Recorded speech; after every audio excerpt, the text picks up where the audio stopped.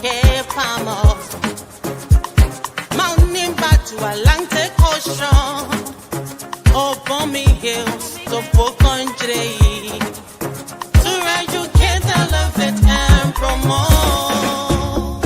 Yeah, focus on Liberia, for Liberia, Liberia, for Liberia, yeah, yeah, yeah, yeah, yeah, from Monday to Sunday, from Monday to Sunday, yeah. It's focus on Liberia.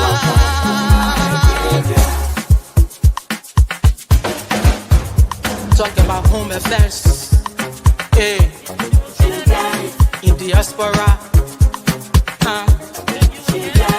current affairs, hey, reliable information, history, ooh, talking about culture, yeah, politics, education, entertainment, yeah, business, sports, advertisement, articulation. Focus on Liberia. Focus on Liberia. Focus on Liberia. From Monday to Sunday. Focus on. Alrighty, ladies and gentlemen, welcome to another session of Focus on Liberia. On the marketplace, I am your host, Gabriel Carter. My co-host in the studio here with me, Jimmy Eastman. We've been away for a little bit of time, but we are glad to resume and do what we do on here, which is to be more analytical, to be more in-depth, to talk about everything that is finance, business, and economics related on the continent of Africa, more specifically in Liberia.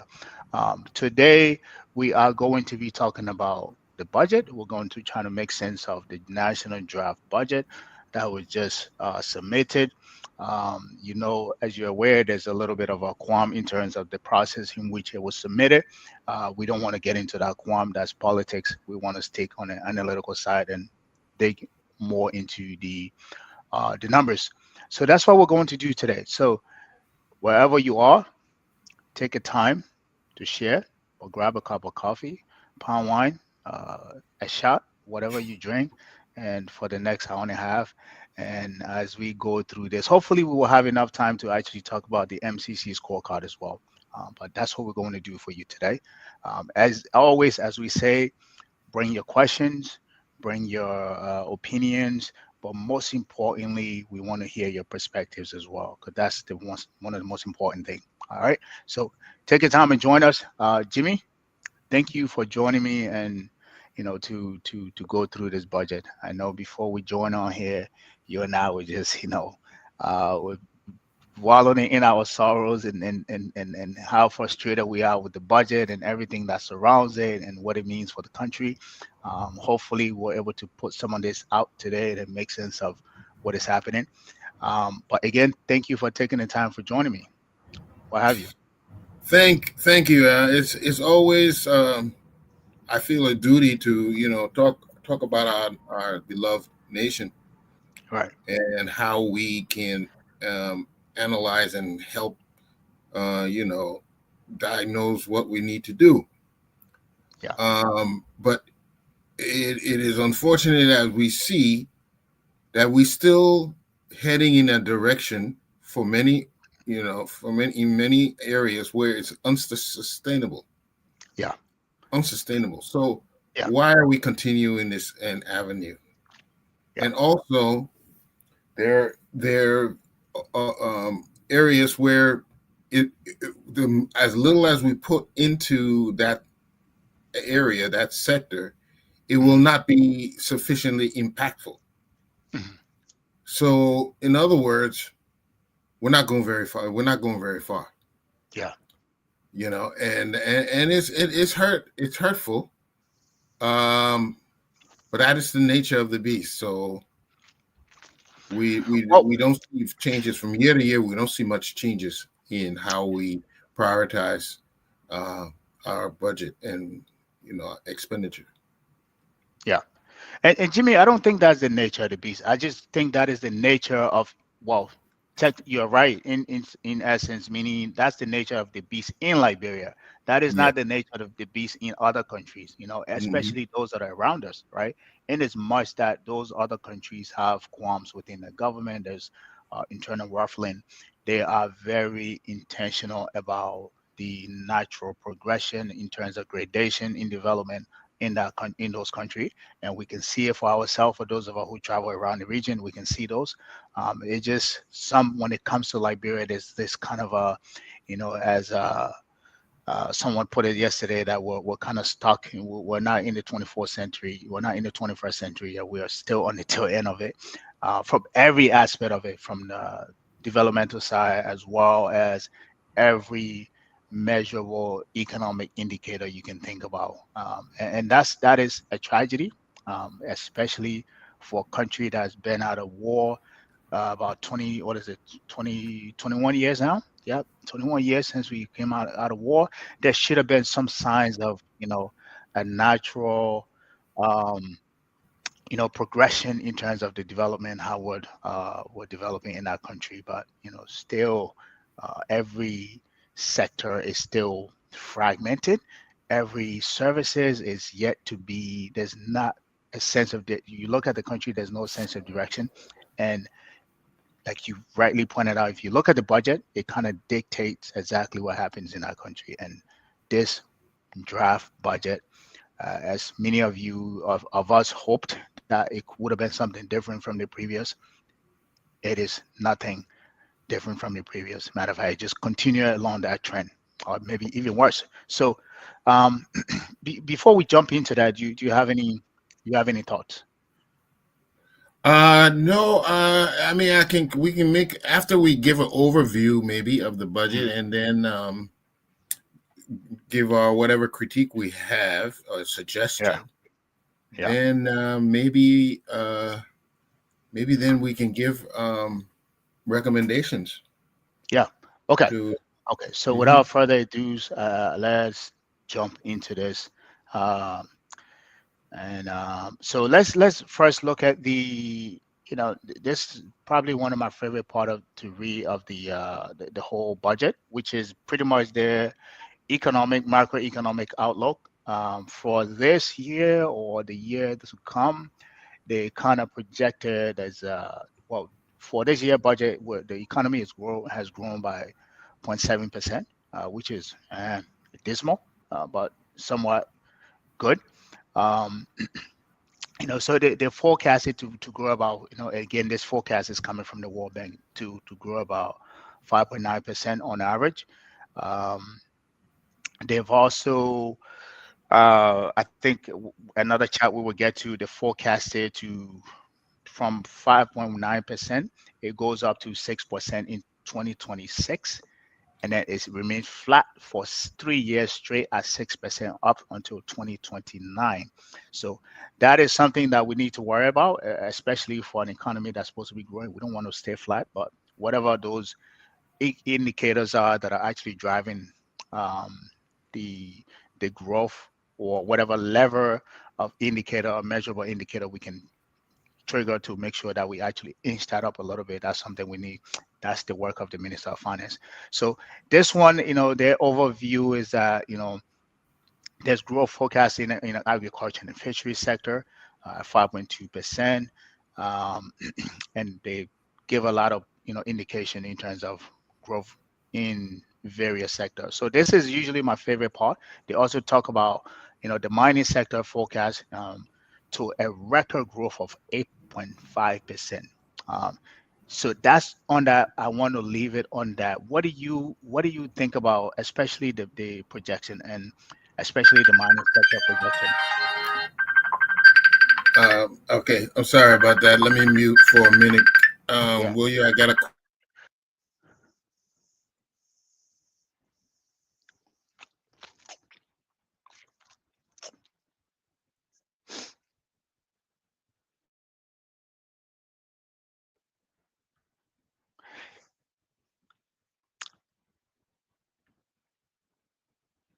Okay. So while Jimmy is actually Jimmy, you back?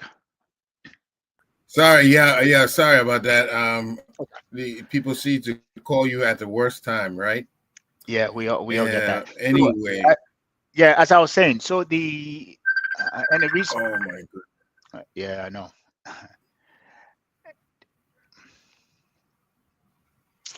So the reason why I wanted to stick on the agriculture part is because for so long everybody has pitched this growth in agriculture, and now we have a budget that is projecting that there will be a 8.5% growth, which is considered a record. Um, Based on what you have seen so far in the country, what do you think that what do you think is driving that growth in the agriculture Okay, sector that they're talking okay, about? good. I would like to touch the agriculture, but let's look at the percentages so far, right? Hmm. Okay, well, out of a 851.76 million dollar budget, Yeah, we find that the public administration is about 39%. yeah. Hold on, let me see if I can pull that up Education here. is Yeah, 13.5. yeah, The health sector, though is reflected 85.8 million, is only about 10%, and mostly for employee compensation. yeah, Security and rule of law is about 14%. And agriculture, which is critical for growth for yeah, us, yeah, we see it growing from 6.78 million in 2024 to 15.2 yeah. in It's 2025, 2025. which Yeah, is a positive shift. right. However, Hmm. this is still below the required level for a transformative impact on food and security in the country, and also for economic diversification.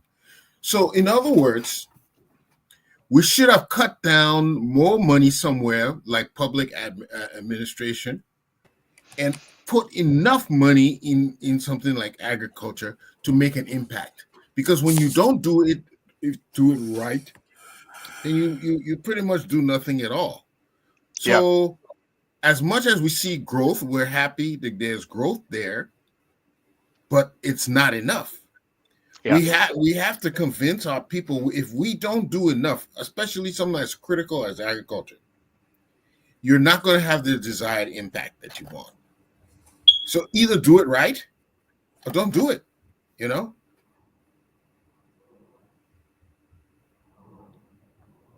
So we're I think I think what we should have done, what is it? Tie your belt, hmm. tighten your belt, That's tighten your very belt true. in some Yeah, areas so we can see agriculture take off, because this will provide food security, jobs, and future for our people.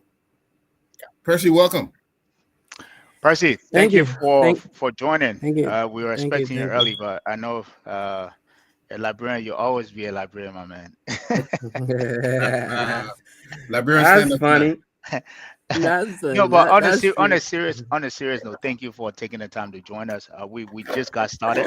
As our Jimmy and I were talking about, we're doing it. We just did the overview of the macroeconomic overview, and one thing that stuck out to me, which I just asked Jimmy, was that there's a record growth in agriculture, which is, well, they label it as record growth in agriculture, um, which is grown will be expected to grow by 8.5%.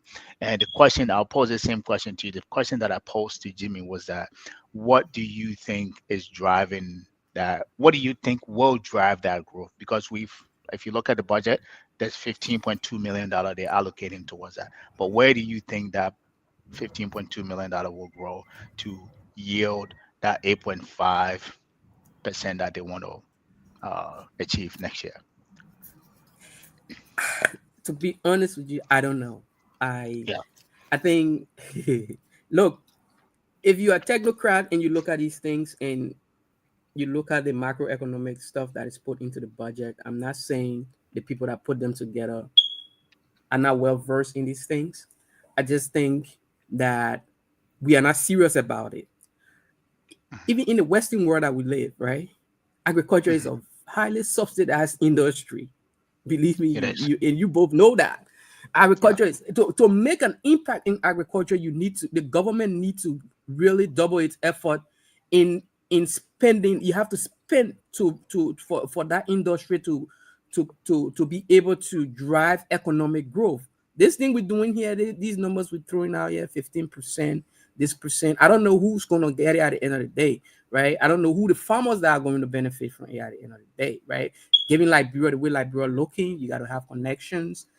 So my old man or my old woman in the interior that doesn't know anybody but trying to make ends meet. Like the only thing they know is know how to make farm, but you don't have the connection with the agriculture department. You don't know people in this, so you might not likely get that. You might not likely get a portion or none of that money. You might not see. It might go to wherever it usually goes, so that we don't see the outcome. But here is the thing that the government can also do, right, to make sure that everybody get a fair shake, right? I thought that's what I thought, right? I thought, and this is not a Joseph Walker problem. It's not a George Weah problem. It's an Ellen Yeah. Johnson Sirleaf problem, right? Because she started off our transition after the post-war, right? I would have thought, given the amount of international goodwill and everything that were governed by the international society, community to get Liberia up and running, I would have thought that.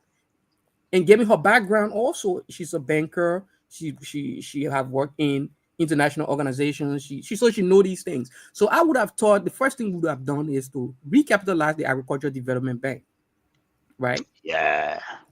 Recapitalize the Agricultural Development Bank, make it so that our people have access to financing, because these things, again, this is not a joke. When you say agriculture is the bedrock of an economy, this is not joking, not just words we're playing with here. It's serious, right? So financing is a very important component of agriculture. In America, the farmers get all kinds of subsidies to produce stuff, and even when they produce stuff they can't sell, the government buys it from them. So that's how subsidized this particular sector is. And we're talking about Liberia that uses Asian mentors of farming and whatnot. We're not even into mechanized farming yet. So I would have thought, right, this was going to be the first thing we'll do. We'll have to recapitalize the Agricultural Development Bank, make it so that people can go to these banks that have their farms and whatnot and get loans from the bank, right? Farm, pay the loan back, or the government can guarantee. The government loan is cheap, right? So government can even stand as a guarantor, guarantee these loans, so that these people can be able to make farms, so that we can make an inroad into what Jimmy was talking about, become food secure, right? Over a period of time. Yeah, but you keep throwing these snippets here and there, and then we say about 5.8% growth and whatnot, and then we still stagnant. At the end of the day, we're still importing rice. We still importing everything. You know what I mean? So we have not made a dent yet. If you look at it, if you look at our balance of payment, if you look at the current account, it's always negative. We don't make, there's no impact being made. You know what I mean? When we importing our staple food every day. So this is look, I respect the senior comrade, but if you drill down to the technical part of this thing here, this is not a serious assessment. This is not going to make it for Liberia. I'm just honest with you. I want to double down on that. It's definitely not. And the whole part about it, agriculture is one of the main items on the agenda, the arrest agenda. Agriculture is supposed to be priority. Now we say, okay, you increased it from 6.78 million to 15, but Jack, that's not going to do anything to have a transformative impact. You have to do more than that. And if you're not hearing it, it's like, okay, somebody is sick. And you say, well, I will spend little money for their medicine. But if you don't give them the right medicine, what will happen? They will just stay sick. No, but Jimmy. Basically, what they're doing is what we're doing in the United States. Yeah, they're not treating the illness for you to be well. They're just maintaining you so that they can sell you more medicine, so that you can keep taking it and the industry keep going, right? If the pharmaceuticals, the doctors get paid, everybody gets paid, but they just maintaining. They don't want you to die. They're just keeping you alive because they have to sell those things to you. Basically, that's what these people are doing in Liberia. right? We don't want to develop the agriculture sector. We just want to act like we're developing it and trying to make an inroad. But honestly, we're not. We're not trying to make this thing anything. So it's the horse and pony show we put up here and say, yeah, we increase it from 8% to 15%. What's the difference? Who's going to get that money? Like, how is it going to move the farmers, farm to market and all those kinds of stuff that we're talking about? How is it going to get these guys? Like, the connections, the way like Brock works, this thing is not going to go anywhere. Like, I mean, you know that. I know that. And something, Gabriel, something coming to mind, that some people, the way they do their budgeting, I don't think we do it. They do what we call PBB, performance-based budgeting. Yeah. You look at how the area's been performing, and that determines allocate exactly what allocation you put towards exactly. And if you know you have an underperforming area, you take have money from there and put it to the performing areas. Exactly.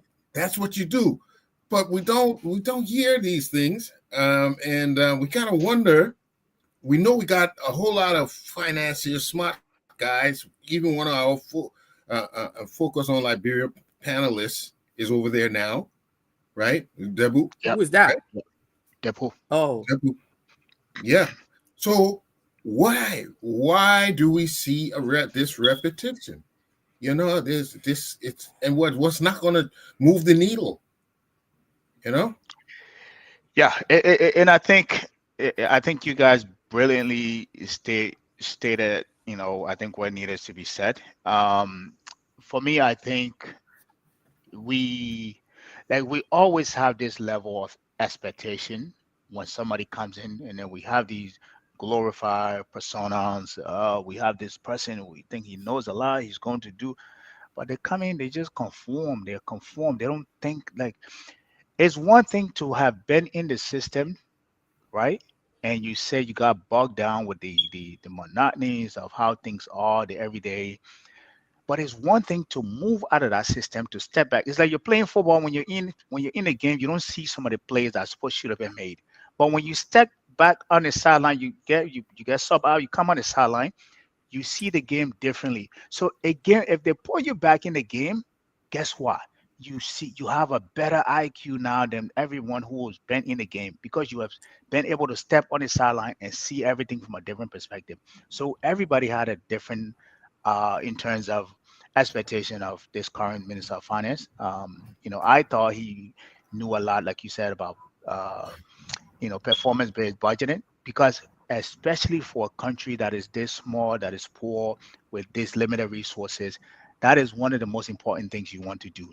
Know where to deploy your capital so it can give you the best return on your investment or the deployment you make. So if, like you guys say, if you're not investing in agriculture but it's not yielding enough, but there is a lot of investment in infrastructure that is returning a lot, you allocate more money towards that sector. But there is no one who is innovative enough or bold enough to say we cannot do budget like we've been doing it. So I absolutely agree with you guys. Let's jump into the next slide here as we track down this line. So this one is pretty much in line exactly what we're talking about here. This is, how do you call it? Projection of everything that needs to happen within the, did I put the wrong slide here? This is the wrong slide. Excuse me. I think so. Yeah, it is the wrong slide. Excusez-moi. Right. Okay. Hopefully I can find it. Voila. C'est ça. Okay. So this is their projection of the projection that they have for the economy up to 2029. As I think I said this earlier. So we're expected to grow 5.9% 5.8% this next year, and then 5.9 in 2026, and then for 2027 to 2029, 3 years straight, we will be flat at 6%. Meaning there will, I don't know what they got those assumptions from. I'm sure they strictly took those from the World Bank projection, but it's not very specific to Liberia, and this is one of the problems that I have. That you got to make these things specific to us. And then you look at the nominal GDP growth. There is a lot better than the real GDP. And then you look at the exchange rate. The exchange rate, I think it's accurate, and the reason why it's accurate because of who we have in power here. This is not going to be the case for just Liberia. This is going to be the case for almost every country around the world. The American dollar is going to strengthen against every currency. So the the exchange rate over there happening, continuing to go up and up and up and up and up to 2029. That is an accurate projection. But again, as Percy mentioned, you look at the current account balance. We have been flat negative since 2006. We have been negative, or even way further back in 2003, we've been negative. And that I don't even know if there was a time we were ever positive. that's I can go. I think the further back I went was 2003, and we've been negative ever since. Yeah, you Until can we even can take that. You can take that number back to 1832, yeah. and we'll still be negative. Right. So, what do you guys make of these projections here, especially with the exchange rate or the GDP or even the current account balance, given that we are uh, a production-less economy where we don't produce anything? Um, I mean, I don't know what the assumptions, the underlying assumptions are for these GDP numbers, right? So it's going to be hard to speak to that, right? I think it's just, I think the government is gung ho about the future. That's what I think. I think they are very optimistic about the future, and they think that certain underlying fundamental is going to go their way, and so they are projecting 6% growth over the next 3 years or so. So I mean, there's not a lot there you can speak to as far as those projections, right? In terms of the current account, um, yeah, that number been negative for a very long time, right? We have not done much to put a dent in it, and it just been wild, right? And I mean, in terms of the exchange rates, I don't know what to say, but 210. Are there inflation numbers? What are the inflation numbers? I thought you had so something up for inflation. Then I can peg that against what these right now, right exchange rates now are we're saying at and stuff like that. yeah. So right now we're at 192. The exchange rate is at Exchange 192. rate is 192. Right now, and that is expected to go up next year to what is it 197, which is yeah, right around the same.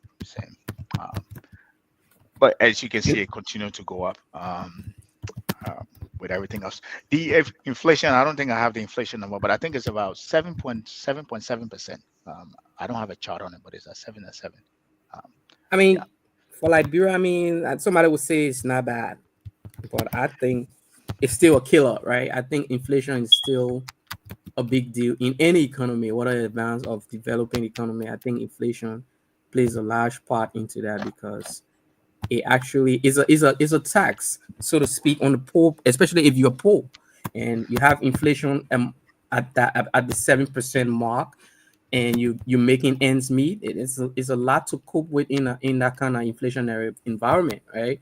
So even at 7, it's still relatively high. We're still talking 7 point something, which we if you run it up, that's 8%. That's almost double digit inflation, right? So it's still relatively high. I don't know what the instruments we use to control these things are, but it's still fairly high. But I don't want to dwell on the monetary side because that's monetary talk right there.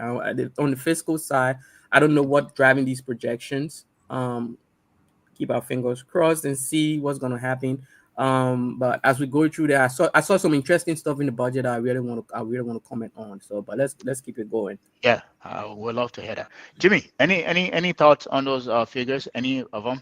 Like maybe so for the exchange rate, with the exchange rate going up, where what is it? I think what is it 197 next year?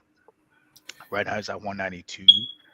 That is inflation. I mean, $5 more if this phone will cost in $1, which is 192.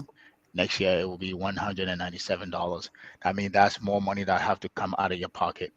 Um, Given what's happening in the economy, what do you think are the implications on the average Joe Blow in both world? Yeah, the the exchange rate is really surprises me, because right now I'm hearing from Liberia that the exchange rate is actually going down. So for some wild reason, the Liberian dollar performs weirdly to the American dollar. Now, even though we see the dollar strengthen against currencies, you know that the U.S. does not particularly want that to be the case, because Oh, it's strengthening. It means it makes its goods more and more expensive, expensive. Yeah. and so then people may take an alternative route or buy less. Mhm. And so it's not a good, so that the U.S. dollar becomes so powerful. But for some reason, we're not as affected as other countries are.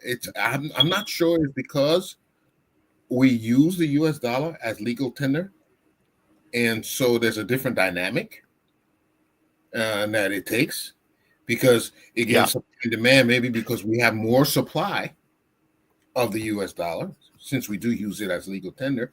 It doesn't adversely affect the local currency as it would in other countries where there's limited access to the U.S. dollar. So, in a few, in the years to come, I think with the foreign exchange, the best way to protect yourself against rising foreign exchange rates is to produce more yeah, and increase your output and local consumption, right. and you'll be insulated from Hmm. some of the fluctuations that are happening globally. You know, Yeah, and that is why agriculture would have been uh, a good idea to sort of you know balance yourself against all that rising inflation rates and exchange rates. You know. yeah, and to both of you's point, the I agree with you, Jimmy. The more the U.S. dollar strengthens, the more countries such as those in Africa, South America, or even some Eastern European countries will struggle.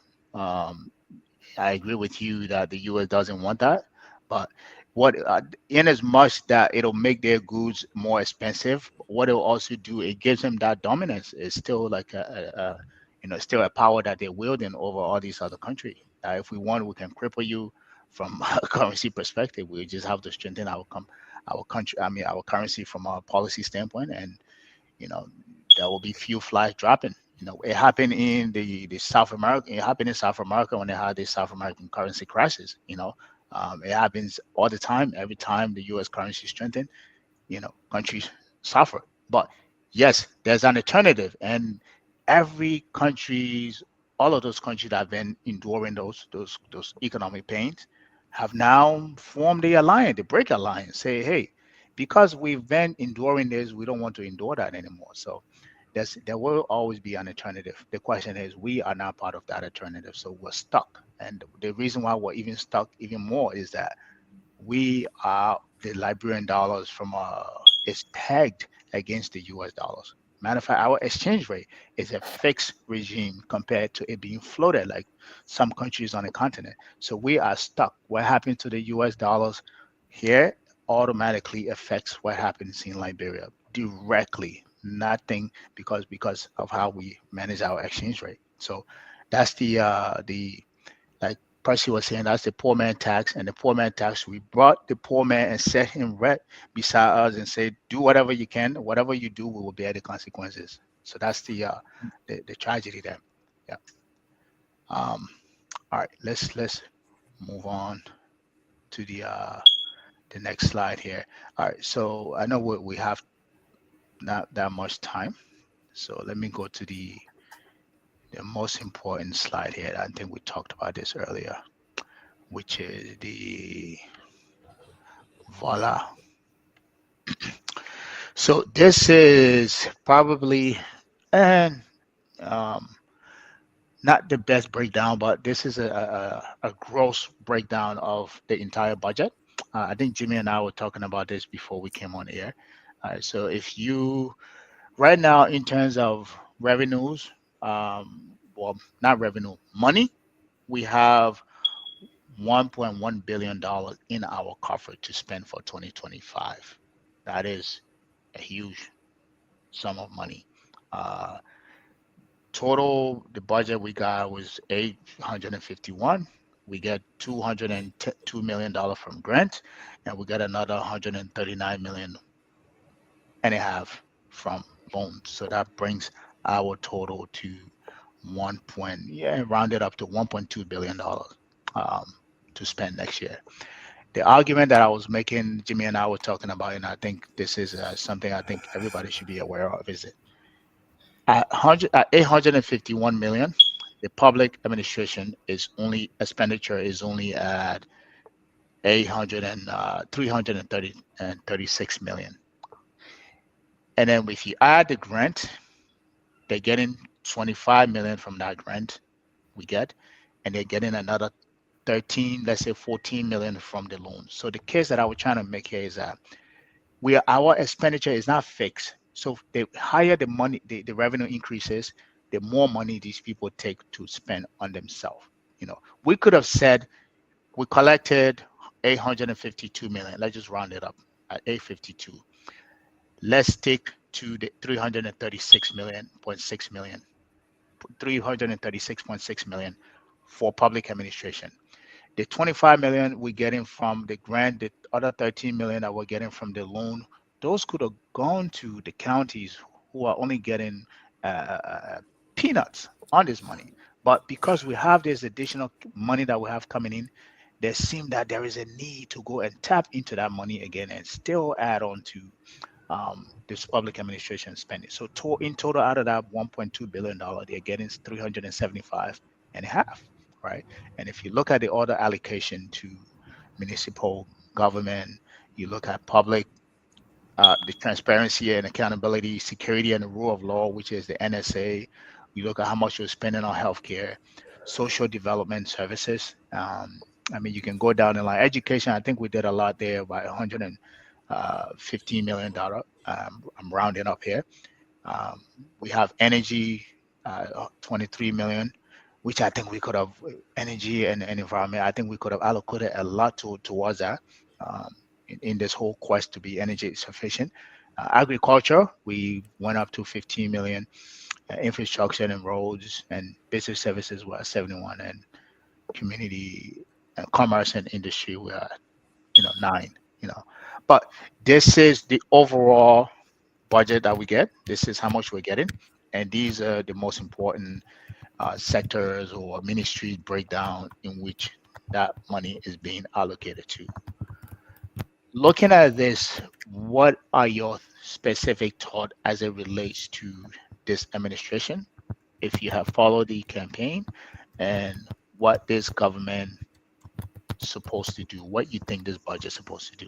Does this budget reflect anything that is going to make some kind of inway in the country, either from an administration or development standpoint, or just basic services standpoint? What are your thoughts? Go ahead, President. Let me take this down. If you want me to bring it back up, let me take it down. Yeah. I come to these discussions not just from the current standpoints, right? I like the historic. I like to go back and do a historical analysis of these things over time. Yes, please right? do. I think we as Liberians have adopted this top-down approach to development, and it's reflected in the budget, right? When you look at the budget, everything is centralized to the central administration, and then everybody else just scrambling for crumbs, basically, right? There's absolutely no reason a small country like Liberia should be expending $300 and some more million on just paying civil servants and whatnot. It tells you the government is big, right? You need to cut down some of this government, or you need to strengthen the local government so that they can absorb some of these people. Because I know it's a political issue, right? You can just go there. I know you can just go there and start telling people, no, fine, we're using the budget like that. It's political. I mean, you got constituencies to take care of. I understand the political argument for that. But I also think the economic argument for that is also important. I think it's the most important why we should even downsize our government and make way so that the local government can absorb the extra people, because we have no administrative structure at the local level, right?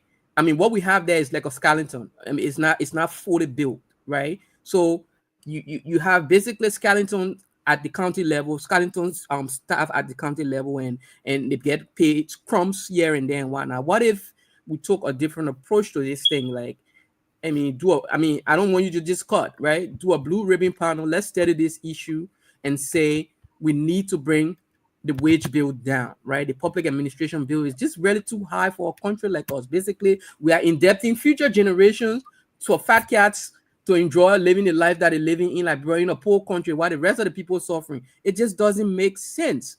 And the budget is a reflection of that, of what I've just explained to you. You know, for a country like Liberia, we have our budget is we spend too much at the top, especially for top officials. We spend just too much money on these people, and the rest of us can go kick dust. Right? You sick, there's no hospital to go to. If God bless you, if you want to get, one of my friends jokingly told me, my president, when you get in that country, when you get malaria, when you get malaria, when you get any other sickness, is a possible death sentence. Reason being, there's no either inadequate hospital, inadequate medical facility, everything else is inadequate, right? So when the malaria, we have found some way, found something for. So this top-down approach, the way the budget look as it is right now, and I got the numbers behind me there for a reason.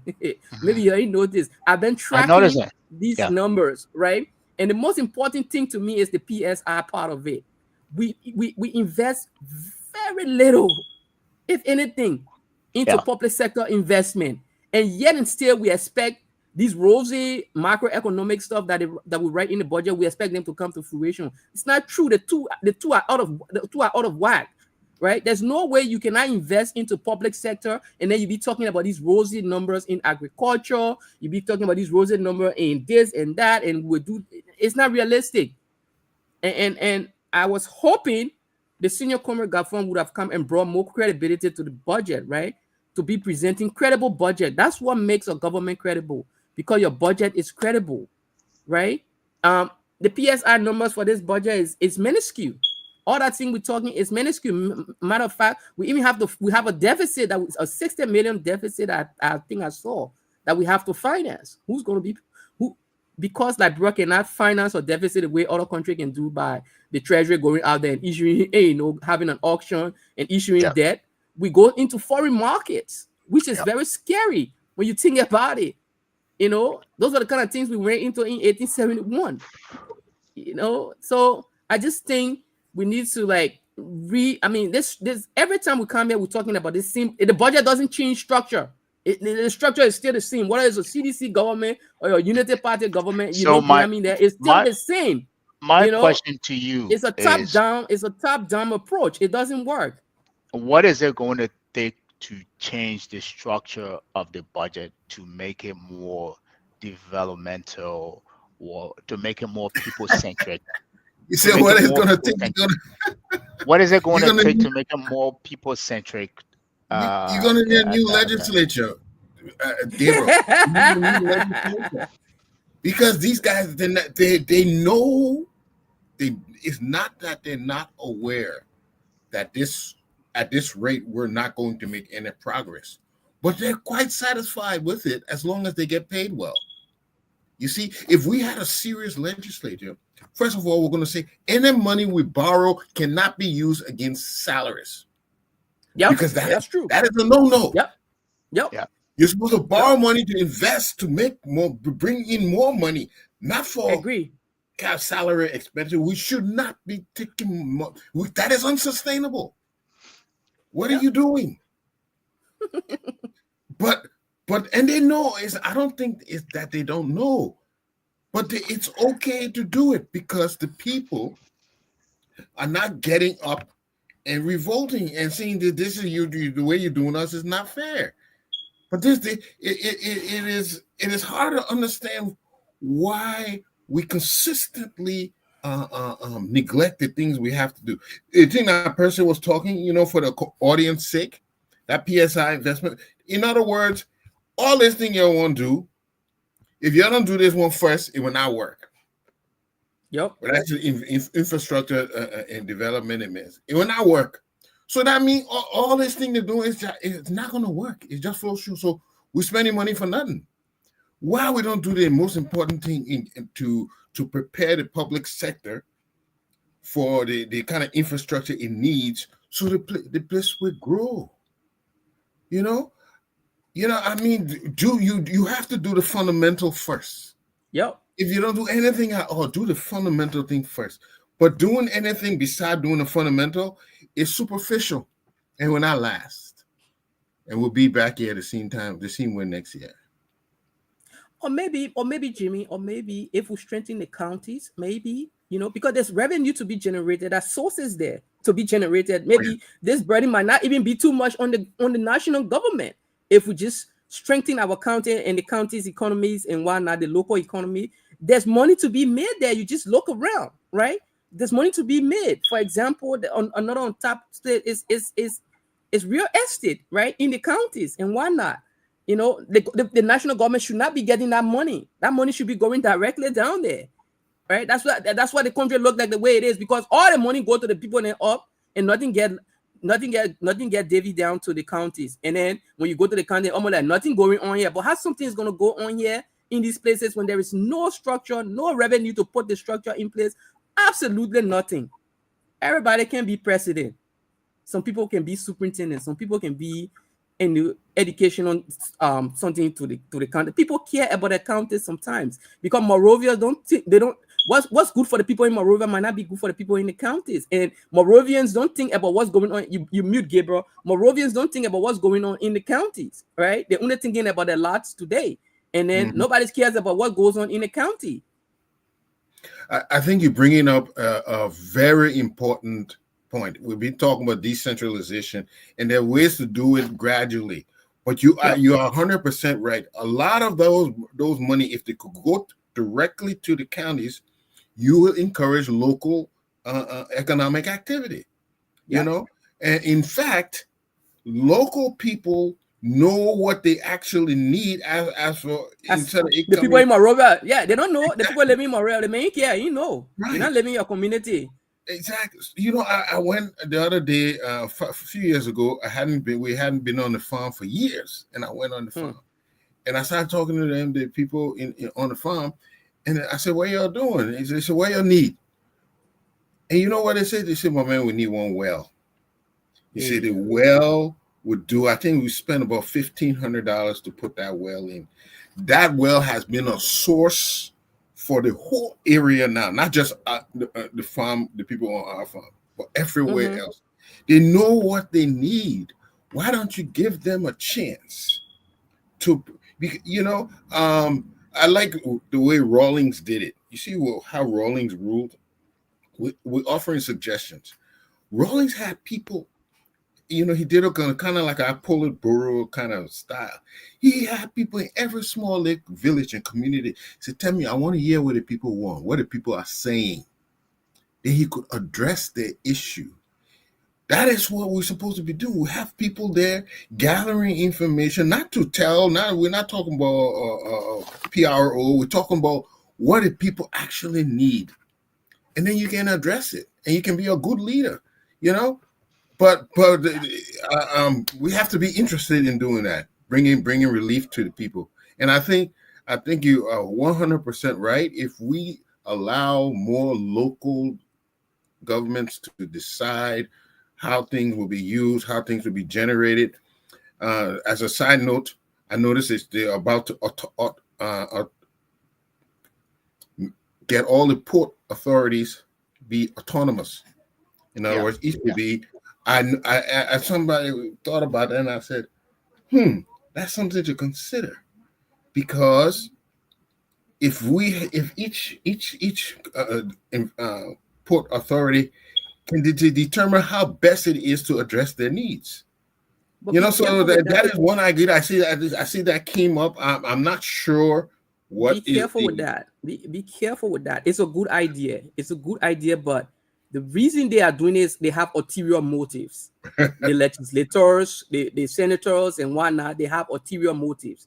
The only way this is going to be good, except you have again infrastructure in place where the people elect their leaders. Like we start electing superintendent, who is the chief executive of that county, who is the small president, so to speak. For y'all who not know what chief executive are, because I don't assume everybody know the small presidents. If we start electing smaller presidents and vice presidents in the counties, they will be able to cope with those infrastructure. Now the man got a port to himself. He has a revenue source, so he can think about, okay, where we need hospital. So these guys are not doing it because they want to give local authority to the people. They're doing it because they're going to get kickbacks. They are big shots. That's why they're trying to do it. But to handicap them, the best thing you can do is to having local elections in odd years, not in even years, because we do have elections. The year you have an election for president, vice president, no.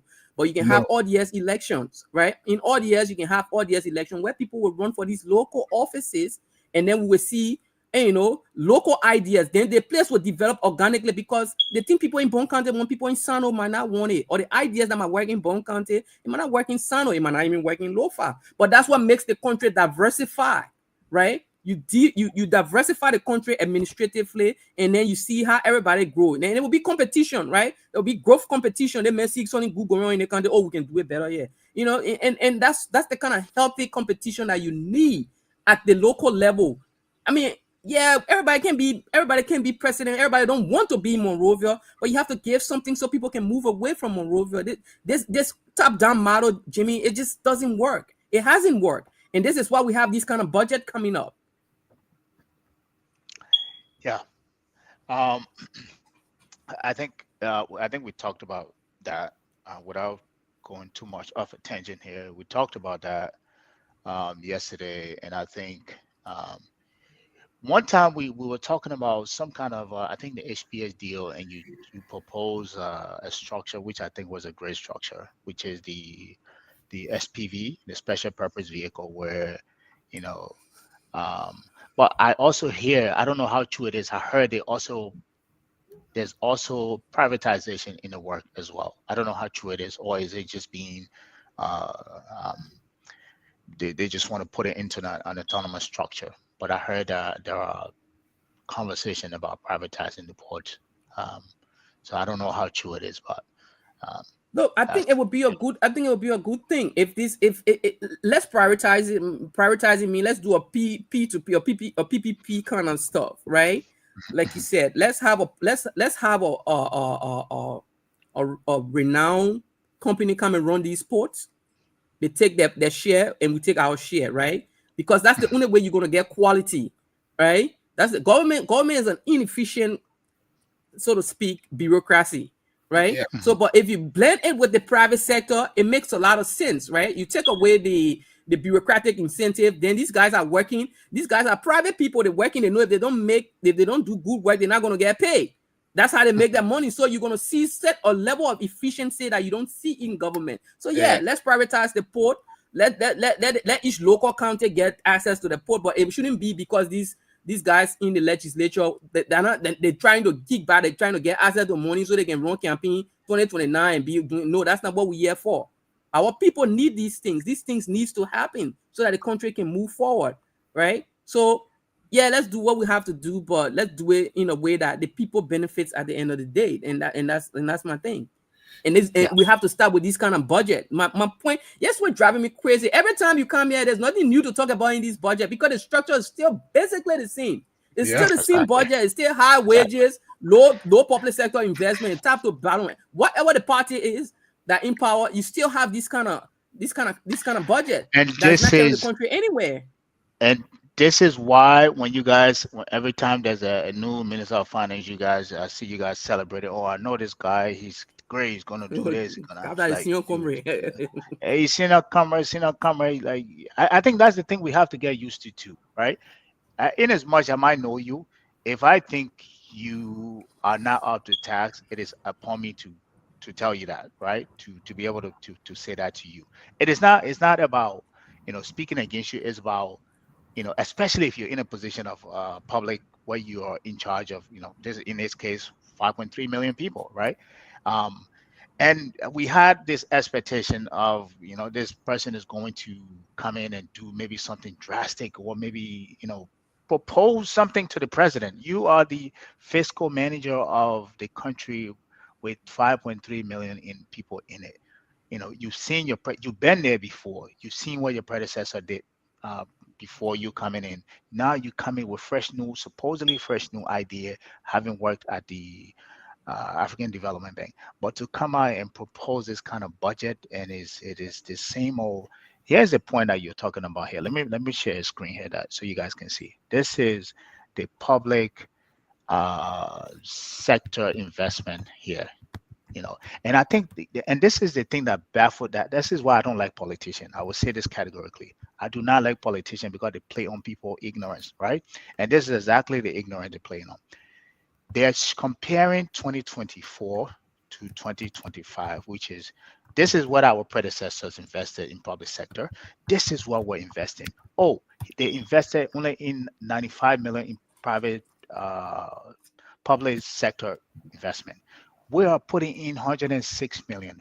But from the average person who doesn't understand percentages, if you look at the percentages from the revenue they collected, their predecessor collected, and the revenue they're collecting, it does not make any difference. There's no difference. They're literally at the flat line, the same. But if somebody who doesn't really understand these figures, they look at it, they will say, oh, these people are invested only 95 million.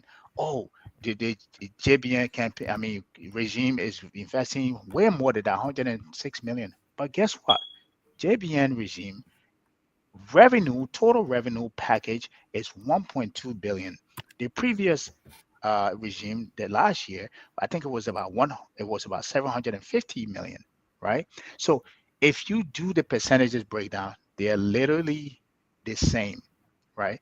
And for a country of 5.3 million people to allocate just 103 million in public sector investment, I don't know what that is even investments are going to go into. Is it roads? Is it like infrastructure or whatever, hard and soft infrastructure? Soft infrastructure, I don't know though what that is even going to be. But this is peanuts. This is nothing. This is nothing for a country. This does not show you that you have any intention to improve the country. So this is the kind of qualm we talk about here, and this is the reason why when I say I don't like politicians, because they play on people ignorant. If you look at this from the as a layman perspective, you would think this is some kind of something to celebrate, and you will hear them celebrating this thing in the public, or we're putting more into public sector than the previous regime. But from a percentage standpoint, based on the number of the quantum of money you receive and what they had at their disposal, this is literally a flat line, same numbers, and you can do the percentage breakdown. So this is the reason why when you guys, this guy took over, you guys thought he was, the next best thing since palm butter and Red Cross. I didn't buy into that. I just thought this No. was somebody who would just is in corporate America what we call paper and pen pusher. Somebody who just come in, who does nothing innovative. They just follow the flow for following this flow, for just because they want to follow the flow. That's a high level paper and pen pusher. That's exactly what the guy is. And I hope he can go back. This is what at the end of the year, sit with the president, say, Mr. President, this is your administration. I think this is even going to be your last term. What do you want your legacy to be? Let's do something that the people are going to remember in this country. Put a bill forward that is going to cut down some of these wasteful spending we do on scratch cars and buying cars for these people. Even propose on cutting the salary. Put that bill forward, and we will put that in the budget, and we will make it contingent upon the budget being signed in contingent to that bill being signed as well. do something drastic. And if you, as someone who's been in the government for so long, the president here, you should have influence. This is why being in somewhere for a long time does. You should have influence. I mean, You should have persuasion to be able to persuade people to do the things you want them to do, to convince them to buy into your vision. But this is something we have not seen, and this is why I don't think this president, this new minister of finance, is Yeah, on time. but Yeah. Gabe, Yeah. there's because there's politics involved. And why I say that, if you notice that the last minister of finance, he resigned and given health reasons. All right. 2 months later, I don't know what happened to him in a matter of a month or so, but all of a sudden he resigned. So some people of certain kind of ethical background, they will not accept certain things when they know it's wrong. They rather take the exit. Okay. Now, what you call him, the senior comrade, yeah, it's no comrade. hasn't been there very long. He's got to make an assessment. Let's face it, Percy, and both of you guys are economists. It takes a while to make a good assessment. He's been around the block, Jimmy. He has. If he was new, I would say yes. He needs to learn the ropes, learn his way around the administration, learn a way around the ministry. But he's been around the block, Jimmy. Like, you should know, like, you're like a player who's used to a field. I agree, but he was under Ellen Johnson, and now listen, Ellen had that same position. You know, she was at finance before, so she knows the ropes pretty well. And he was under her tutelage at the time. You know, as a young fella just from school, so some, you know. No. Ellen was finance minister in the 70s. He was not even thinking about coming out of school. That's what I was trying to say. When she hired him. When she became president, all right then. Yeah, so she was kind of like under her tutelage. He was learning at that time. So that was you learning under somebody who is seasoned in that kind of thing is different than somebody who is not. Well, I'm not giving an excuse for him. I'm trying to say it's a very short time, you know, and I think he had to just do what he was ordered to do, and he didn't make there's no, just what you guys said. There's nothing significantly different about that budget, and a lot of times what they've been doing is cut and paste. We haven't been doing regression analysis and whatnot to determine if our investment direction is proper. They don't do that. They just simply, last year they pat on something it's gonna have to be very deeper, much deeper. So I think this year I would give him a pass because he's new to the administration, but after this year it will be all his, you know. Here's my thing. I'm when it comes to like, bro, I'm not afraid to criticize anybody. I can have a relationship with you, but it's about something that's bigger than our relationship, right? So exactly. I jokingly call him the senior comrade because he is the senior comrade. When I was on JJ Rao scholarship, I explained a story to you. We went every March 15 on JJ Rao birthday. Those are us that was on the scholarship. We meet at the church down the street there, Jimmy, right? And there's this whole thing, they cook, you eat, and there's a whole program. And so we go to the back of the place there where they're serving the food, and they were serving the food, and he had gone in and got some of the food, and then he ate when he was coming. Whenever he went a second round, he wanted to go back for a second round, and then he said, and say second round, he's like that. He's not using jargons like that. But oh man, the food was very minute.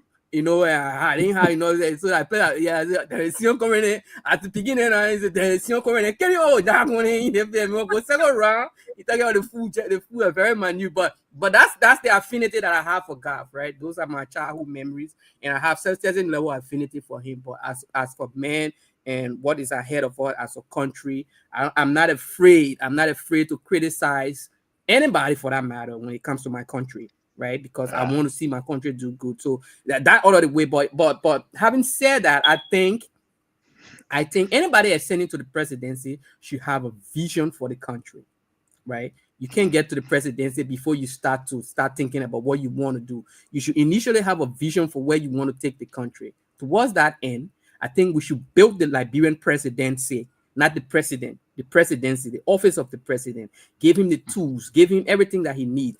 Put legal advisors around him, right? Have a legal advisor, put a legal advisor around him so that you don't make the kind of mistake the old man is making with this whole speaker thing. Because if he has somebody who knew the Constitution, they'll tell you, say, yeah, my man, I know that politics involved here, but oh man, you can't do this. You have to let the process to go. You know what I mean? So you want to have a legal advisor around him, but you also want to have an economic team around him too. Right? You want to have an economic team around him, a very solid economic team around him, but you also want to have a budget team around him, right? So you want to have the office of the president, you have a budget person that this budget should come from the president office. It shouldn't be coming from the finance ministry. Me personally, that's what I think. The president budget should come from his office. You know what I mean? And that's why you see the finance minister gets so much focus, because the president himself is not formulating his budget, it's formulated somewhere else at another bureaucracy that has so many things on its plate, and that's where you go to put the budget at. Also, the president should be formulating his budget, because that the budget is symptomatic of the president's vision for the country. And this thing we're talking about here, about how you cut this, how you cut that, it's the president that's supposed to be saying, listen, I think government is too big, we should be cutting this, we should be cutting, and then you will see this budget taking a whole different form. You will not see the cut and paste that we see every year in, year out. You won't see that, because you know what? You have your economic people there around you and telling you, Mr. President, this is not this. This is where we can do growth at. And we'll start moving the numbers here and there, moving it around and start doing stuff differently. So we have not built the Liberian presidency. We only have a president. Not the office of the president should be a whole entity, right? Where you have all those different facets working together to make it work. And then the finance ministry is just supposed to be it's a boring role. It's supposed to be a boring role. You're not supposed to be having all the focus on you as finance minister, right? I bet you don't even know who the current finance minister, the current treasury secretary is, except you into things like me and Gabriel, but you don't know her. Nobody know Janet Yellen.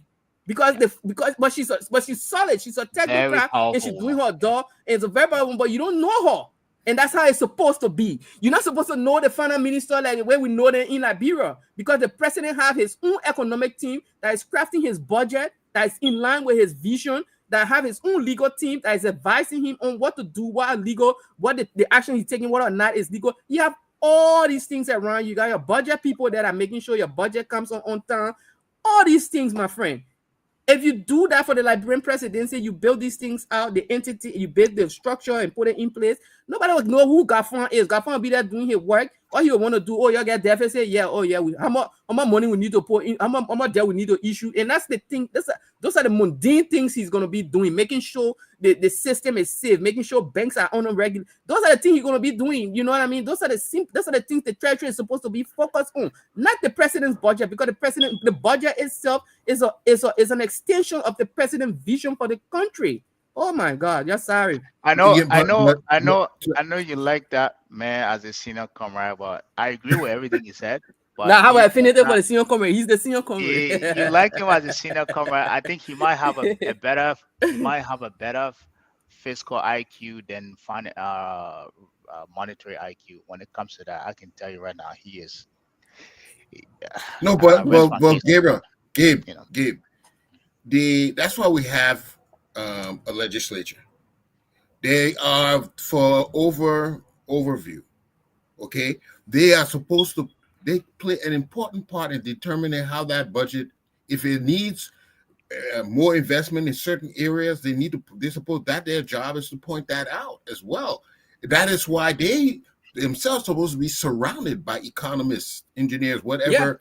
Experts, so that they can be like we got a CBO. They're supposed to have their own entity. Also, the legislature is supposed to have all those things. CBO, GAO, all these things supposed to be part of the legislative part of things, because they're supposed to be having checks on the presidency. Exactly. Let me tell you guys how clueless these people are, and I think sometimes, this is why I agree with you. When we see the budget, we go through it. Sometimes we just scratch our head here's something that we're always told when you're in the analyst program. They tell you, if you write a proposal, you analyze it with a company or whatever, read that over 3 times and give it to somebody Mm-hmm. else to read it before you Yep. even put that out. Let me tell you what, and sometimes you go, this will be the segue into what we're going to talk about next. Let me tell you how these people do not even analyze what they put out. We collected total with revenue, grant, and loans $1.2 billion, right? Out of that, well, the 852 million dollars, 336 is reoccurring public administration uh, Mm. money. You know how much right now our debt is? 5.2.5 billion. Now, there's a point that I'm getting to. To service that debt annually, we are now at $137 million to service this annually. Mm-hmm. Yet again, still we're borrowing another 139 million, but we're taking out of that 139 million to go put into expenditure again. When that 14 million we could have saved. The other what was it? I think it's 15 million from the grant. We could have allocated that towards servicing debt instead of spending that towards the expenditure, the recurring expenditure. If this was someone who is very in tune with the budget and what he's putting out, that would be the thing that catches his attention.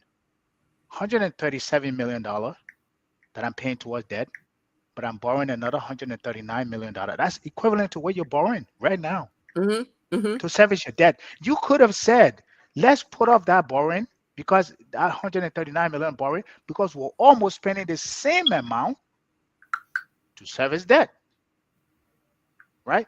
But they are not looking at that from that standpoint. For them, this is a mundane, like aid. As I keep saying, there's a high level paper and pen pushing, like you just copy and paste and do what the predecessor did and just go with conformity and continue. But in What if the actuality, president? you are not making any impact. What if You're the not making president any impact. has? What if the president had his office of the president, The and it president, had economists, actual he economists has around him an that have? advisor. He has an advisor. Let me tell Yeah, you you need a how slew of clueless those people. people are. He does. They just signed a $25 million scam with Nigeria, I mean with Ghana. I know people who signed up for that scam, not nanotech or whatever. Kids in Liberia pay $200 to sign up. When they got on the Zoom to walk them, for the people to walk them through the process of how they're going to get into this university, you know who was on the Zoom? A lady in her living room on the Zoom with people passing behind her. Some of these kids were wise enough to say, hey, this does not look like a serious thing. Some of them got off and they started this is how the news came out. But for a country, a whole president, and I agree with you, the president should have his own budget office to have an economic advisor with all those people around him, even the minister of the foreign minister, with all the people that announces to do basic due diligence that you and I can Yeah, do. but Google and look at this thing and say, who is this company? What did they do? What have they done? Who are the people behind it? And what is legitimate? They were not able to do that, but they were able to sign that bogus deal. I say that to say the president may just appoint people, and I will say this for most people in ministers in government in Liberia, they are just fluff. Don't see them walking around like that with those coat suit on, and that's they have like they are clueless. They are clueless. And this is why we're seeing the budget we're seeing today. And this is why we'll continue to see these mistakes that we'll continue to see today. To really be more analytical, like you and I are doing on here, like we took the time for the last 2 weeks, a week and a half, to look at this budget and have all these questions and like what could be done differently. They can't afford the time to do that. So tell me, how do you expect for any changes to come out of that if somebody cannot do the bare minimum to take time like you've done? Like I can see the budget behind you, look like you've spent time on it and just highlighted stuff and look at it and play with it. no, This no, is not there somebody in yet. the president office supposed to be doing that, or in the ministry of finance supposed to be doing that, and then take that information and now go to the minister of finance and say, hey, this is what I was able to find out. If you that work 40 hours a week with a family and everything else that has life going on around you can take your time to do that, what more about somebody that we're paying in a country that has more holidays than we do in this country? Why can't they do that? So that's my Um, qualm about that. Yeah. yeah, and that's a fair point. The people should be doing their job. But I mean, if like again, I think too much is put on the Minister of Finance, right? He's thrown into the spotlight on like last time it was Samuel Tuer, this time is this person, the other time it was Amara Kone. It was only in this late time you started to hear all these kind of names. When I was a kid, I didn't know who the ministers were in government. Not that I was following at the time either. But I just feel like too much spotlight is on this guy, on this one person. If we just do things differently, maybe that Ministry of State, because it's essentially the office of the president, maybe build it out so that it's actually a Ministry of State, right? Have these various entities in there. Like if you have somebody just dedicated to the budget, because the budget, you start working on the budget when the budget passes, the next, as soon as you finish passing the budget, the person start working on the next budget right away. You know what I mean? So if somebody is just dedicated to there, you have a whole team of people dedicated to just the budget, right? And you have a whole team of people dedicated to just economics, statistics, right? To feed these guys with the budget on the budget side and stuff like that. You will not see that again. That's true. This is a cut and paste. Every year you read, go by anytime you read the budget is the same Exactly. thing. They just change one or two numbers in there. Let me pose a question, be the devil's advocate, because you're talking about efficiencies just now. If you go to the government offices, let's be honest, let's be practical. You will see that, the 20-80 rule. The 20-80 rule is apply all around. 20% of the people do 80% of the work. But in LIB, you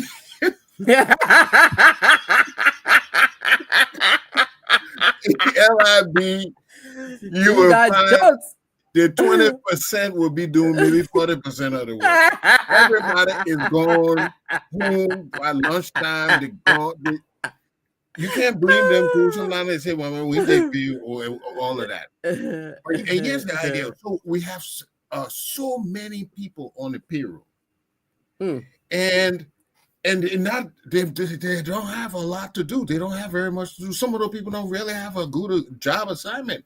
They just go there every year. And now it's a political matter, because to sack them, you bring in disfavor to your entity, to your administration. So it's a two-edged sword, but the only way we will have a very efficient administration, government, is if we give those people separation money, or what they call it, severance. You get in severance that they can go in the private sector, because they're not doing nothing in the office. No, Jimmy, I don't want to give nobody money that they don't earn. I don't want to give severance. What I think. Yeah, but what we can do is here's how you let that one my man come and do the few days to you in America here too. Yes, what we can do. Yeah, you already said it. Yes, what we can do. Yes, what we can do. Why I think it will work. If you don't want it, then you basically taking yourself out of a job. What we can do is to say, the local government thing is a good idea. It's a very good idea. We can say, listen, the government cannot absorb everybody. You know what I mean? The government is bloated. We have too many people, and we have people not actually like working like the way they're supposed to. And so what we're gonna do over time is we now have the local government. The local government needs staff. We need to staff these local governments and whatnot. So people who are working in the government that might not be we find to be surplus to requirement and all those kinds of things. We're not going to fire you. We're not going to do anything. We're going to find a place for you at one of these local government offices in the counties, right? And see how best you can start working there. You're still working for the government. You're still going to get paid. But it's just that you're working for the local government now. You're not working for the national government again. It's the local government. So if you feel like you don't want to go work in Bokonjide, in Sano for little or nothing, then you putting yourself on a job. But we did offer you a job. You know what I mean? But if you don't want to take the job, then you can say we didn't offer you. We fire you. We didn't fire you. We offer you another job for you to go take. You know what I mean? And to the extent that you don't want to take that job, hey, it's up to you. You don't want to say you don't want a job, but the government did not take you off a payroll. They only tell you to go work down there in Bokonjide because you will be more helpful there. You know what I mean? Or in Salala, one of these places, then you can go. You will be more useful than here sitting around doing bare minimum. That's what it is. So you will pay for the man relocation? And I mean that's reasonable. That's reasonable. We can look into that. That is a reasonable option. You know what I mean? If I'm telling you to go Bogon Judea again, I might as well at least facilitate something for you to get there. But you're not going to be sitting down here and you're doing nothing and we're just paying you and we're indebting the country in the process. Look at what's That's happening. right. We're getting nothing. We're getting nothing. You in know, and return. but what about that man can be down there in Bogon Judea? You have plenty of things to do there because it's a new structure. There's a whole lot of work to do. You can do 80, 90 hours a week job right down there because it's a whole new infrastructure we're trying to put in place there. You'll be more useful there than sitting down in Morovia here. Yeah, that is an argument. I do. And everybody been talking decentralization will truly help. I think the reason, and let me be a little more proverbial here. I think the reason for a lot of the civil unrest and strife we've had is because it was so central. Everything was centralized on Monrovia. Yeah. If people in Sano, Grand Jita, and Nima, if they had a say in their own future and distribution of wealth, it wouldn't have turned out that way. But because it's all eyes in Monrovia, they got everything, they get everything, they tell us what to do. So they became targets. So the one way to diffuse it is to have some of the decision making made local. Give them more power. Give them what they can call. Give them more incentive to be more nationalistic and make decisions. Autonomous, yeah. And you would think that what you talked about would be what that was some of the lessons from the. I mean, Gabby, this is still in connection with the budget. This is not off tangent, right? But you would think that some of the lessons from the war that we learned as a people would be one of these, right? Maybe things are too centralized here, and everybody, and that's why our politics is so contagious. Like we fight each other. It's so high. It's almost like a zero-sum thing. It's not about okay, who has the best argument won. The people agree with the guy argument and they won. Let me go strategize and listen to what they have to say and come back later on. No. It's almost like left and death. You see people going, you see how our politics is in election year is left and death because people want access to this very finite resources that we get in the country. People want access to it. They want to sit there, they want to get kicked back, they want to enjoy it at the expense of everybody else. That's what it is. But if you took away that incentive, if the guy knew like, I ain't gotta kill myself here, Nima, I can go be superintendent in Nima, I could be this in Nima, I could be that in Nima. I ain't gotta kill myself here. You know what I mean? That you take away the strife, you know, but everything else is just it's too hard. Politics is too hard. I'm not saying it should be easy, but it shouldn't get down to the point that we go sometimes, right? Because there are other avenues. You can take that too. And this local government thing, Jimmy, what it's going to do also is it's going to produce able leaders in the country. You're not going to wait for people to come from overseas. You're not going to be looking for people because the guy would have proven himself that he's a capable manager. He's a capable executive based on what he done, if he done anything at all in the counties. And then he can say, listen, I did well in that county. I want to come here and I want to be president. So people will not be asking who the guy is again. They will just look at what you did in Nima County and how you made Nima County better, or Lofa County for that matter, how you made your place better. And then, you know what, the guy, they may got something to offer. Let's see what we can do at the national level. But you just have everybody, they kind of kamikaze stunts that we have during election year. People from nowhere just coming. They're just showing up. They expect to get votes and whatnot. That's why we get 700 people on the ballot every year, and the people to get confused with all 700 of them. That's why you see the ballot that get discarded is too many, because the people don't know all the people. And then the people not already educated. And then you bring all the 900 people and put them on a paper for them to check on. I mean, come on now. So I have a question for both of you, and yeah, and this is I don't want to say it's theoretical because the evidence is there from a historical standpoint, and now we can look at the external forces that play a part into this. But then again, there's always what do you call it? An implosion from within that always happens in Liberia. You know, because we have this area of peace where we have long time of sustained peace, but what happens in that term, there's a suppression of lots of people. There's 21 years since we've been out of power. We've been out of war. We have not even inched up to like a high, you know, frontier market in terms of economic standpoint. We have not done that. There are millions, and I mean 5 million people in our country who some you know, just forget the 5 million people. Think about the quantum of students we graduate every year since 2003. Some have not realized their dream yet. Every regime after regime, they see politics, they see corruption in our country. There was a complete divide in the last going election, a split. This president won by a split, like literally few votes. What does that tell you? There is a complete divide in terms of what they believe the country direction the country should be going, right? I say this to say that you can look at Tubman, who ruled for 27 years. Most people believe, I don't believe, so most people believe he was the best president in the history of the country. I don't believe that. I think he was a semi-despot um, who stoked fear in people. The way he ran the country, again, is the same way we're running the country. Few people are benefiting, and the rest of the people are struggling. When I mean abject poverty is what is in Liberia. Don't get fooled by what you see on social media. You leave Monrovia, go to those areas, you see abject poverty for 27 years. The only good thing was we've had the $1 to $1 peg, and that was on fluff because we're getting too much aid. Let me continue the point that I'm trying to make.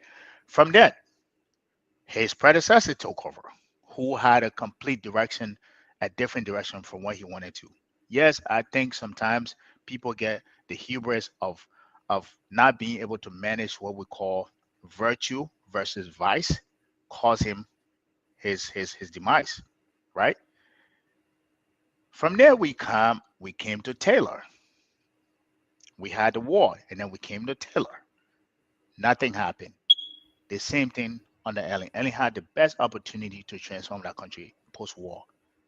Yes, she took all these fluff people with degrees and put them in places, and they couldn't do nothing. Some of them would see rain recycle here, right?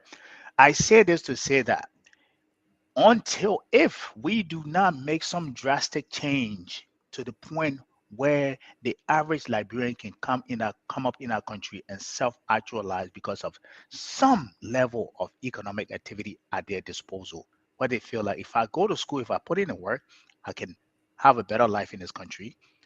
We could repeat what happened in as much as we don't want it. I think sometimes people get so irrational that they don't see the consequences of their action. We are repeating the same mistake we've been making throughout that led up into these uprising in the country. This is the same path we're on here. We come here, we celebrate. We come here, we celebrate. We come here, you celebrate. You can call from, you have families in Liberia. Call them and hear what they talk about the country. It is tough, right? If we do not do something drastic, this cannot continue in perpetuity, right? Sierra Leone, next door, we're pitching ourselves against Sierra Leone. Sierra Leone has taken off. They've taken off, except for us. They're taking off. They just started their own airline. What we can barely pass a budget that invests in people. I say this to say that if nobody realizes this and see the historical trend and see that we're in a perpetual cycle that is continue when it continues, that you continue to blow air in a balloon. At the moment it flops, it pops open, we might run ourselves into the same scenario. And it's a hard thing to say, or it's a hard pill to swallow, but we are on that same trajectory. We're accumulating debt right now at 2.5 billion. Our GDP is 4.5. Let's say I will put it to 5 billion, 50% debt to GDP. We're servicing debt $137 million per year. Well, we can barely pull 100 million into education or healthcare. So you see how that is, our action is taking us away from investing in the basic infrastructure and services that's supposed to even if you don't have that economic mobility, the government is taking care of you. If you get sick, you can get taken care of, right? Those things are not there. Or you to get a better quality education. That if you get educated there, I can go to another African country to go work. You cannot get a degree in Liberia and go to another neighboring country and say you're gonna make it. It's gonna be tough, unless you come to America, right? But That there's is no the guarantee point you're that going to work in America either with a degree exactly. from I Liberia. see people I know a lot of people who work in the government top level, and they come here to become paper and pen pushers, right? To the point like they can't even function, right? So the point that I'm making here is that, and I'll continue to say that, and every time I say, people say, "Oh, the budget is a law. Until you do that, you can't change it." We are repeating ourselves in a cycle. Repeating ourselves in a cycle. And nobody does anything. Someone is going to. The people are going to get tired eventually. So that's the point that I'm trying to make here. Yeah, the people can get tired, but we shouldn't go back to war. War is not an option for I'm us not anymore. saying war. I'm saying there's Because going to be a uprising, whatever shape it, something's going to happen. whatever shape it take, it shouldn't cause the kind of war, because the war actually did throw us back 500 plus years now. This is what we stay grappling with, right?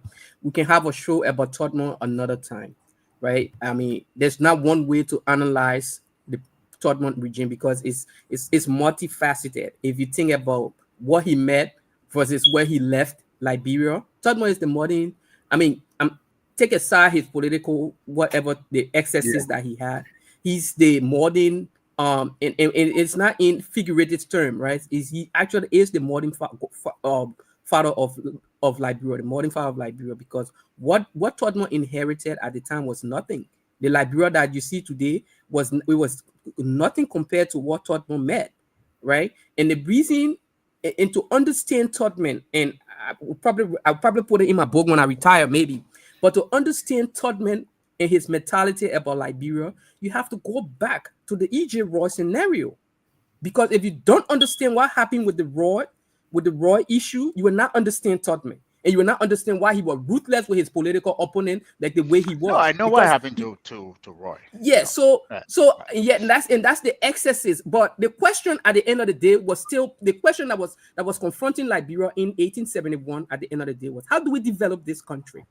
Right? How do we put this country together in a way that is developed for us, whoever us was at the time, right? How do we put this country together? One group of people said, listen, we don't want outsider here. We came here, we're quiet, we're building our country. We don't want foreign interference and Another group of people, that's what one group of people said.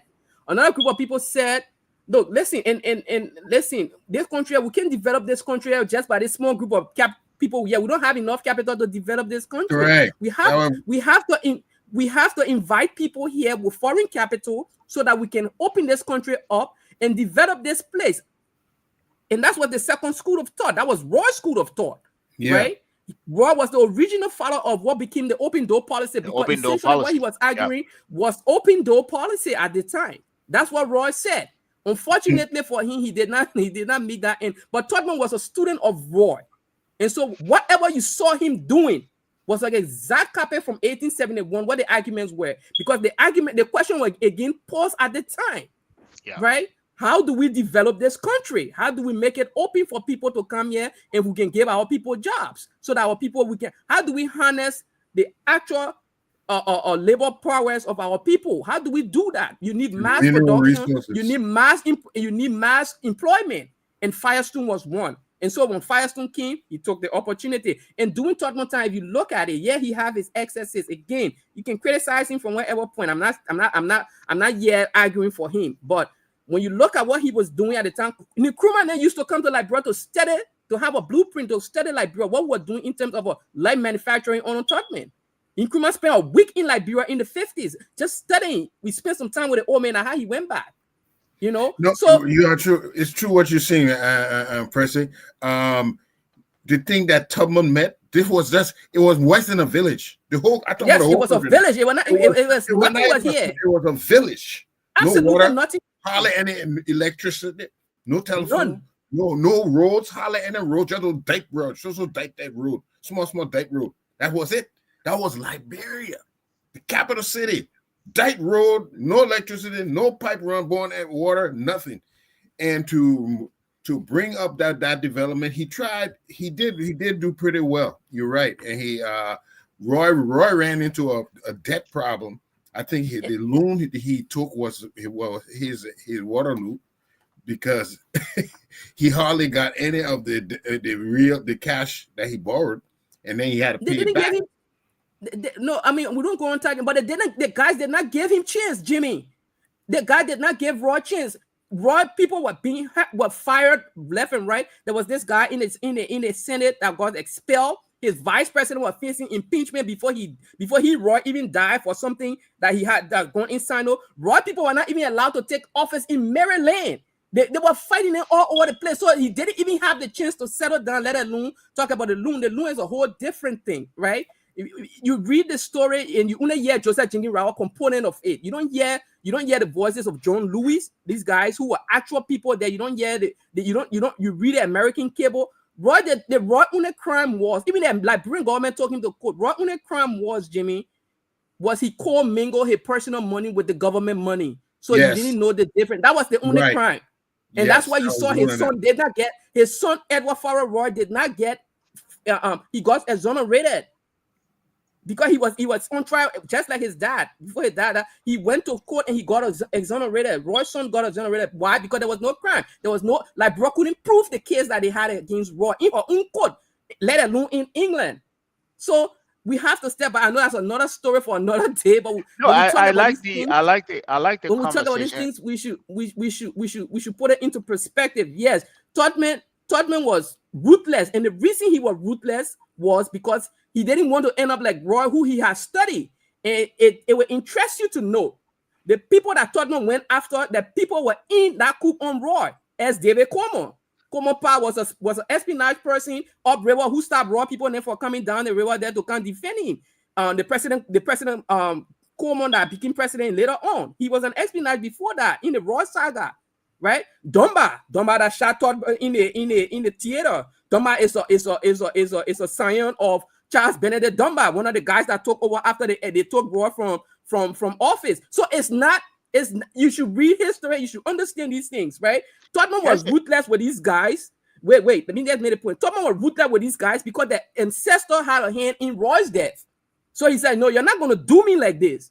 That's a reason why you see he did not do anything to Barclay. There's a reason you see he did not do anything to my cousin, what's his name? As Raymond Horace, he did not do anything to my family's grandfather because he knew these people who they were. You know what I mean? So they were not part of those things. Then so he was very, very cognizant about that. But he went after the people that was actually involved with Roy. So go ahead. Here's the point that I'm trying to make here. So if you consider Todman as the modern father of Liberia, right? Mm-hmm. That is great, and I will hope that the entire country sees him that way. You know why it is? I say that because if you go to Ghana, the reference and the Reverend Kwame Nkrumah, there's a whole museum there for him. You go there, all his books and everything that he was able to do across. Matter of fact, everything that he was able to do as a president is in that. You can go there and learn about it.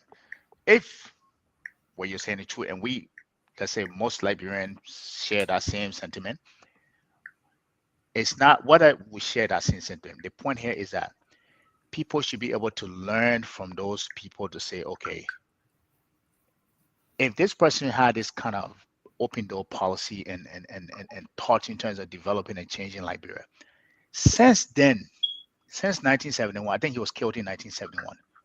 Who besides Tarbert, when Tarbert took over, I think Tarbert, the reason why I like Tarbert's policy because he was bold with them. They were more industrial, like friendly in terms of he wanted to industrialize the country. Besides those two, there hasn't been any president who has similar agenda to say these are things that the direction the country wanted to go in. Unfortunately, we weren't able to go there. But somebody to adopt the kind of agenda to say, let's take this country to where Mr. Todman wanted to take it, or let's take this country to what Tarbell wanted to do to industrialize it. If the closest person that said that, and I think she just said it because maybe she had admiration for him, was Ellen. She talked about Tarbell, how was she liked his policy, but in essence, she was contrary. Everything she did was contrary to what he was, right? No one, the point that I'm trying to make here, no one has been trying. You cannot go anywhere, Jimmy or Mr. Uh, Paris, But without industrializing. You can't go anywhere yeah, without I industrializing. agree. But And who have we nobody, had? Who have no we had one, after Togo? We had Dual. Okay, no it one. was military rule. That was military rule. Half the other half was went through some kind of political upheaval before. Then you had who after Dual? Well, Taylor. Taylor, Yeah. I don't know those years. I was far from Yeah. Liberia those years, but I think Taylor came Yeah, after. I mean, at Taylor, there were people in between, but then Taylor eventually, yeah. Yeah, so you haven't had enough peace and tranquility to converge, to change Liberia, because Taylor was dealing with a whole lot of stuff, which he didn't have to once he had, but he wasn't, and his place was, his head was not in the right place. I think now, and you want to talk about Ellen? Ellen was trying to revive a failed state, so that she had 12 years. Yeah, she might have done better, but remember, she brought Liberia from almost nothingness to somewhere, and maybe got off track, but she did do something. And then we talk about we are just trying to stabilize. He was just a popular president, not a visionary. And now we in the Bwaka year. So there hasn't been that many people yet. I mean, now we should expect to see something. I think it should start with Bwaka. For me, it's not about the people, it's about the national conversation, right? We don't have national conversation. I just referenced to you. There were inflection points in Liberia history where the leadership and the people had to grapple with stuff. One was in 1869. That election was pivotal. They were asking the question, what do we do with this country? How do we develop it? There was a national conversation being had. People were on this side, people were on the other side. And the people went to election and they voted on that particular national why conversation. aren't we having that same conversation today? Everybody said, but everybody said, yeah, let me tell you something. Everybody said, yeah, and said, listen, the progressive. Listen, I like what the progressive did. I think the old order was corrupted. Like, it was old. They didn't want to change. There were people in there that didn't want to change, even though guys that Toba were trying to change, but the other people that didn't want the system to change. And so you needed something, because there was no avenue to enter. There was absolutely no legitimate avenue to enter politics in Liberia on those circumstances. So something had to buckle, something had to give way for those things to happen. And so that's where the progressive came in. You know what I mean? Right. That's where the progressive came in, and for what it is, right? But the progressive does not have a history. People forget. People don't know the actors in Liberia history. Bacchus Matthew is the grandson of James Springs Spain. James Springs was defeated by the True Whig Party in 1869. He came back after the Kill Roy. He became president. He was impeached again by a True Whig Party legislature. Bacchus then learned that story down the line. There was something there that was driving Bacchus. It was not just because he wanted to be a progressive. You have to dig deeper to understand these historical trends. Right, but again, that was an inflection point, right? That question was asked, and the question was asked again during the King administration, right? King then was beholden to the open door, but unfortunately, he did not. He got moved prematurely, and then Barclay came, and then Barclay led Todman into that. And then at Todman time again, there was this same question. So we don't have national conversation. The people that are leading our political experiment now, they are not well versed in the country's history. And that is the problem. Thank you for saying they're not well versed in the country. Liberia is too old for people to not know. You can't. Even the old man Bwaga don't even know much about the country that he leads. And understand it. If you read up that much, I read up that much, Jimmy knows that much.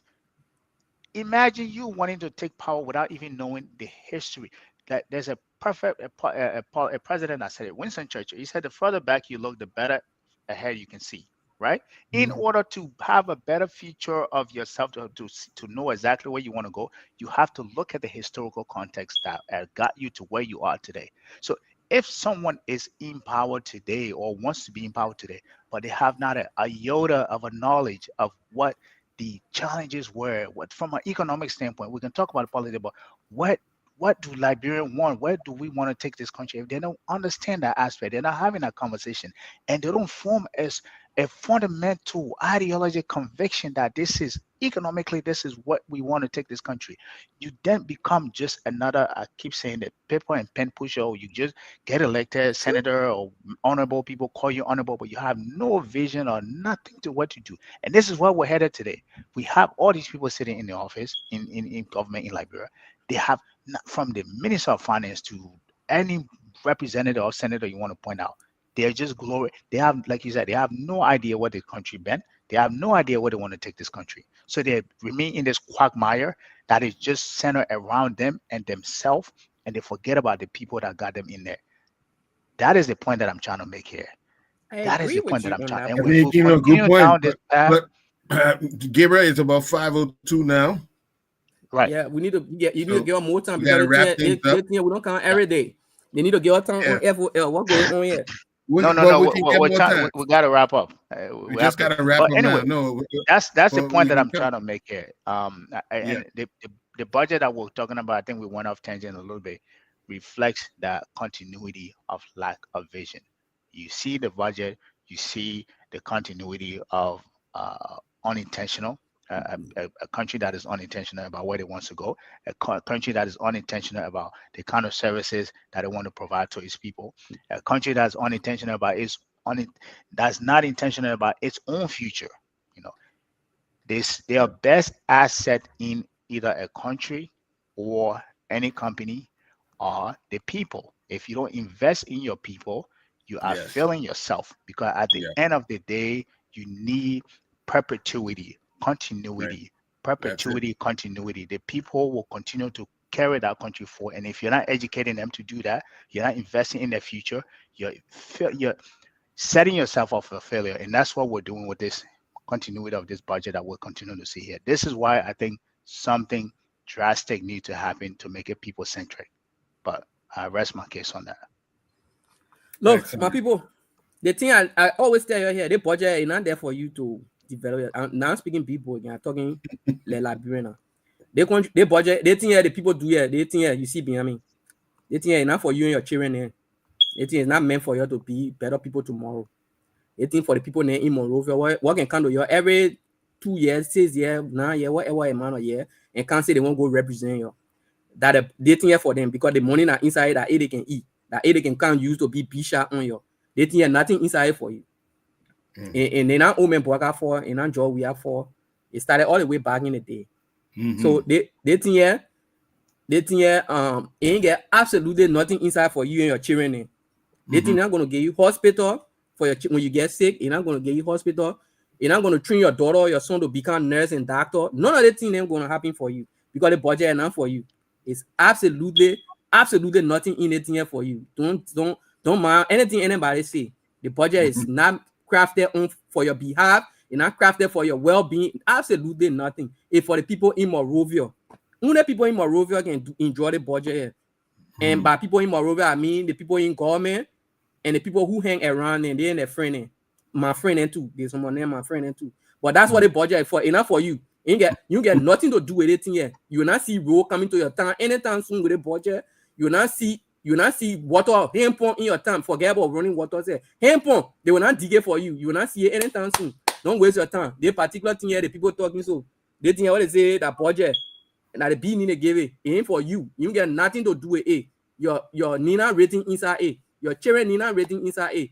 The people just take the money, they eat it, then they did it there with you. Then you don't want to pay now. The cassava farm you making, the red farm you making, your children, you got to sell that thing and then you pay the money. What the people then eat that your own there. So yeah, that is there. Nothing inside for you. I'm speaking people here. I'm my own there. I finish talking. Every year I can come here and tell the same thing. Correct. Nothing inside. Next year I will be here again. I'll tell you the same thing here again. Nothing will be inside for you. Absolutely nothing. I rest my case. I like that closing. I ain't got nothing to say beside that. Except that he spoke for two. one I thing guess we he spoke go for ahead, two. Gabe. No, I guess he spoke for two. Yeah. Yeah. So anyway, as we always say, with our closing song, yeah, wherever you be, we are still all Liberians. All right. So good night, and we'll see you later. See you next Saturday. We are Liberians. Liberia is our